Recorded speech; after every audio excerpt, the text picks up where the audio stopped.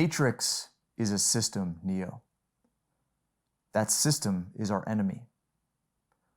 But when you're inside, you look around, what do you see? Businessmen, teachers, lawyers, carpenters, the very minds of the people we are trying to save. But until we do, these people are still a part of that system, and that makes them our enemy. You have to understand, most of these people are not ready to be unplugged, and many of them are so inert, so hopelessly dependent on the system that they will fight to protect it. Unfortunately, no one can be told what the matrix is. You have to see it for yourself. The matrix is the world that has been pulled over your eyes to blind you from the truth. The matrix is a computer-generated dream world built to keep us under control in order to change a human being into this. I've always loved the parallel of our experience of life to the movie The Matrix. As you and I begin a new season together, our focus is on a topic that is individual in nature. You're going to question your assumptions about your life, your career, your finances, and your investments. But if you've listened to the previous 4 seasons, I believe you're ready. You know, it's funny, I used a Matrix quote in the book that I released last year. And one of the editors actually made a note in their copy, not understanding the reference associated with the red pill and the blue pill. And that brings me to my next point. If you haven't seen The Matrix, go see The Matrix because it's a pretty cool movie and definitely applicable to what we're going to cover this season. Our system of education, having a job or career with benefits. Let me back up. Our system of education from elementary school to middle school to college specifically, and how that creates this system of expectations when it comes to what we're supposed to do after that, which is go to grad school or get a job and pursue a career. But that career with its benefits, the desire to stop working and contributing one day, hoping that the financial markets and the 401k, our 401ks, retirement plans, will make us millions and be our retirement savior, is the system that we are experiencing daily. But is that what you really want? Is that system giving you the fulfillment and joy and excitement that is possible? You know, the Wall Street Journal a few weeks ago, they had a piece about those who retire before the age of 62. I think it's just as applicable to those that retire after 62 or 65. But it made reference to the decline in longevity, dying sooner than expected, really having to do with the symptoms associated with unplugging from the opportunity to contribute, to provide value to others. Hopefully you guys have gathered over the last year and a half, and for those of you who have read the book, that I truly believe that whatever suppresses the human spirit to continually grow and expand through experience is one of the greatest thefts in history. On the other side of this system, that wall that prevents us from seeing what's possible, is literally infinite possibilities.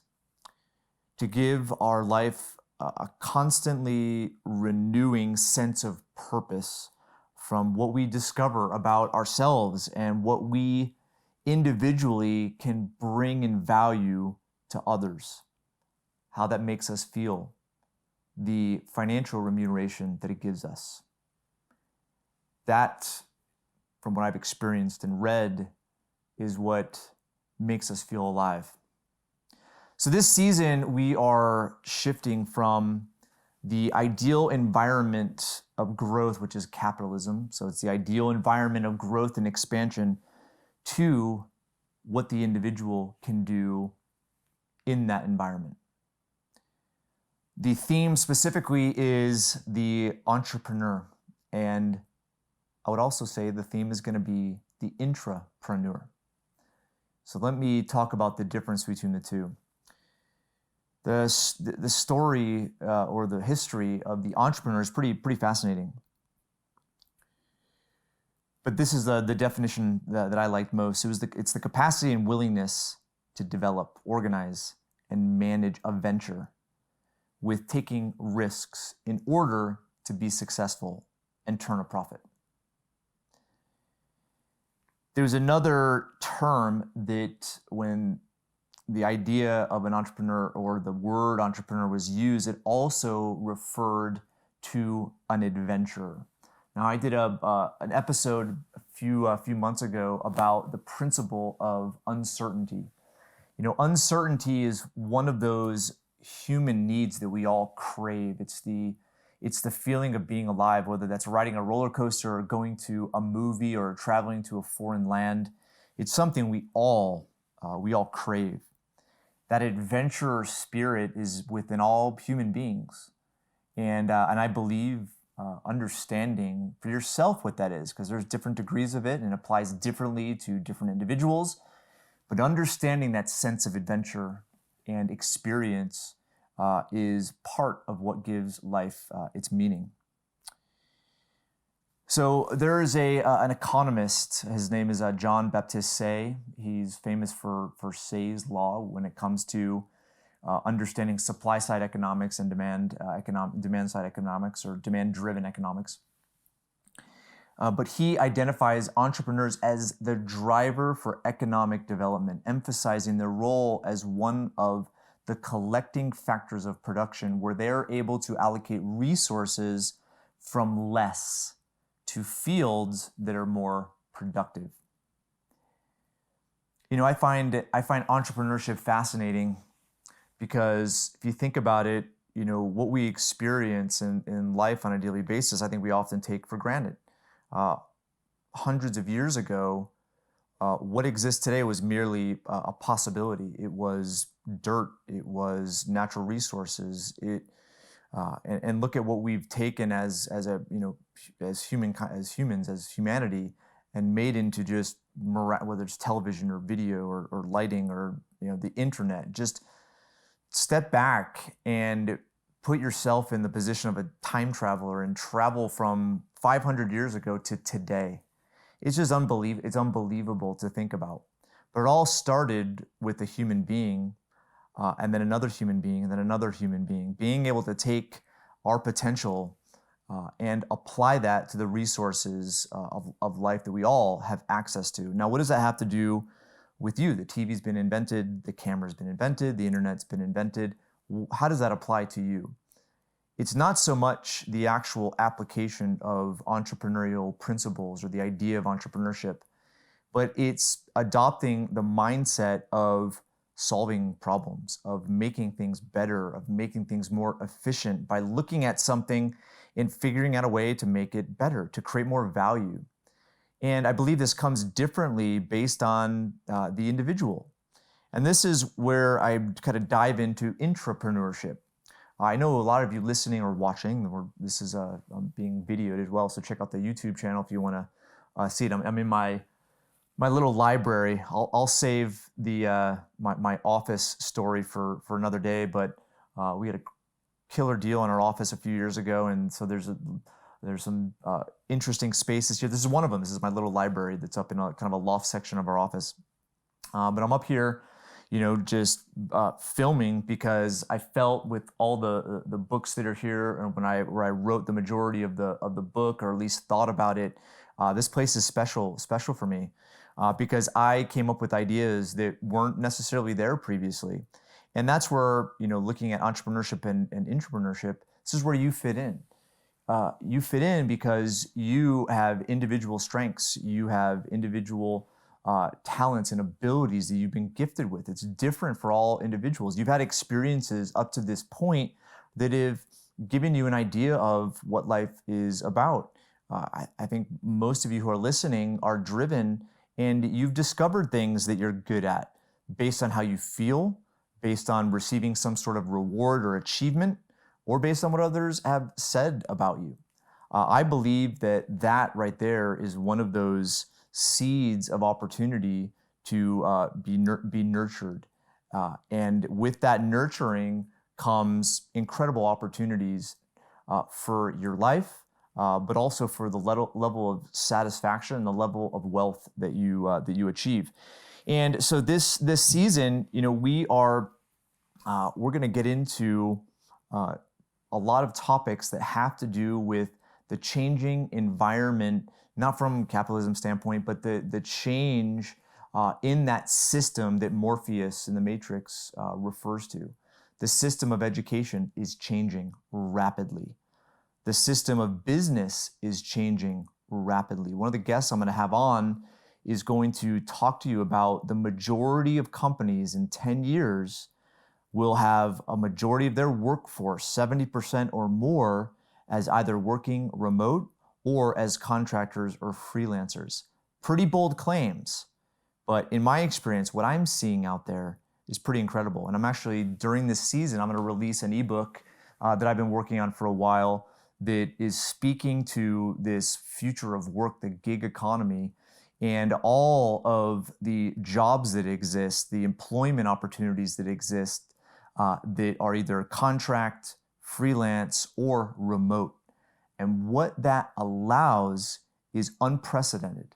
What that allows is for you to discover what are the details and job requirements of those specific opportunities, and what can I do? What can you do today to invest in yourself, to obtain the certifications, obtain the experience, obtain the attributes in order to have one of those positions? Because what that allows you to do is work 15, 20, 25 hours a week, maybe less, okay, and do it on your own terms and mix in the lifestyle that you enjoy. It's not the typical way in which people think about their future. Right now, it's the sacrifice of now for a better future. It's putting money away into a 401k or an IRA or the markets in hopes that one day there'll be enough where you don't have to work. I'm going to break it to you that working is a part of life, but working in something that you don't like doing and that you want to escape from because of, through retirement, that's your choice. Your choice is to do something you don't like, and you're doing it by sacrificing enjoyment, achievement, pleasure, happiness for money. Right now, because of where we're going as a society, I believe that you can take very little money over the course of the next 4 months, and you can learn more about yourself, learn more about what you're good at. We're going to have some guests on here that represent some of the personality tests that are out there. Myers-Briggs, Colby, DISC, Strengths Finders, so that you can start to discover, where do you feel the most alive? Where do you receive the most fulfillment? What are the strengths that you have that you may not be aware of? And then how do you apply that to specific job opportunities, employment opportunities, whether it's within the company you currently work for or outside of it or on your own? I'm not saying that entrepreneurship is for everyone. It's not. It has been an incredible journey from a positive standpoint, but I've equally experienced the other side of the spectrum, where I had self-doubt, where I had relationship issues, where I had financial failures. And believe me, it is something that I know is not possible for everyone. It almost was impossible for me, and I'm still experiencing it. Sometimes people can't work for someone else. That's where I categorize myself. I look at what's right for you, and that's a question you have to ask yourself, and you may have to ask it more than once.